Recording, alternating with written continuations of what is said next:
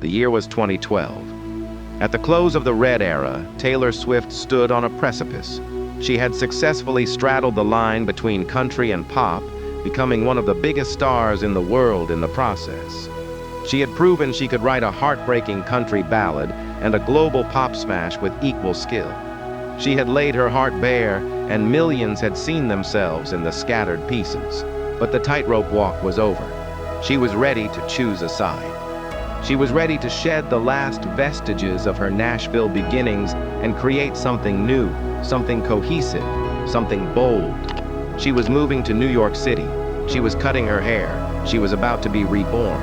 The year was 2014, and her birth year, 1989, was waiting just around the corner. A new city, a new haircut, a new sound. The end of the Red Era was not just the closing of a chapter. It was a deliberate, calculated demolition of the house she had built. Taylor Swift, the country music prodigy, was gone. In her place stood a pop star, ready to claim the throne. She called her fifth album 1989, the year of her birth. But it was also a creative mission statement. This was to be her first sonically cohesive pop album, a conscious uncoupling from the Nashville sound that had made her famous. She drew inspiration from the adventurous, slightly reckless synth-pop of the late 1980s, a time of bold sounds and even bolder ambitions. To achieve this, she narrowed her list of collaborators, working primarily with the Swedish pop oracle Max Martin and a new creative partner who would become essential to her sound, Jack Antonoff. By the end of the Red Era, she had proved she could conquer any genre with ease. But she knew she couldn't keep straddling two worlds forever. She was standing at a crossroads, and she needed to choose a direction. Enter 1989, an album born out of change and inspired by excess. When Taylor moved to New York City, she swapped her cowboy boots for sky-high heels.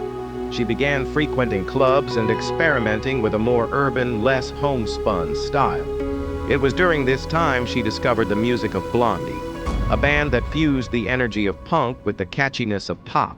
This influence is evident in 1989's lead single, Shake It Off. The song's driving beat and hand-clapping rhythm are pure Blondie, as are the lyrics which celebrate individuality and brush off negativity.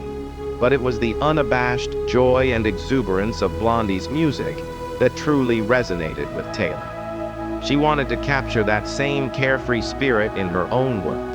Like Blondie before her, Taylor was unapologetically herself and demanded that everyone else do the same. Shake It Off became an instant hit, reaching #1 on the Billboard Hot 100 within 2 months of its release. It was a perfect introduction to the sonic landscape of 1989, an album that sounded like it had been beamed in from another era. The next single, Blank Space, was a playful jab at the media's portrayal of Taylor's romantic life. Over a pulsating synth line, she poked fun at her reputation for being a serial monogamist, singing, "Got a long list of ex-lovers? They'll tell you I'm insane."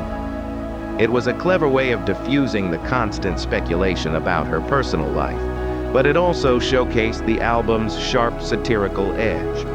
Blank Space shot to #1, cementing 1989's status as a chart-topping triumph.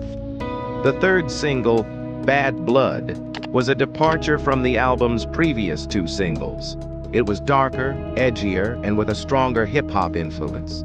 The song's pulsating beat and call and response vocals evoked memories of 1980s power ballads, while its lyrics explored themes of betrayal and revenge. Bad Blood also benefited from a star-studded guest appearance by Kendrick Lamar, whose rap verse added a layer of urban cool to the track.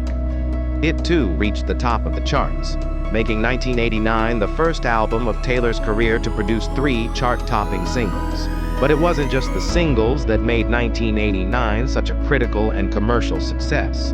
Every track on the album was meticulously crafted, showcasing Taylor's growth as a songwriter and her ability to experiment with different sounds and styles. There were introspective confessional moments like All You Had to Do Was Stay and Clean, as well as more up-tempo numbers like Wildest Dreams and How You Get the Girl.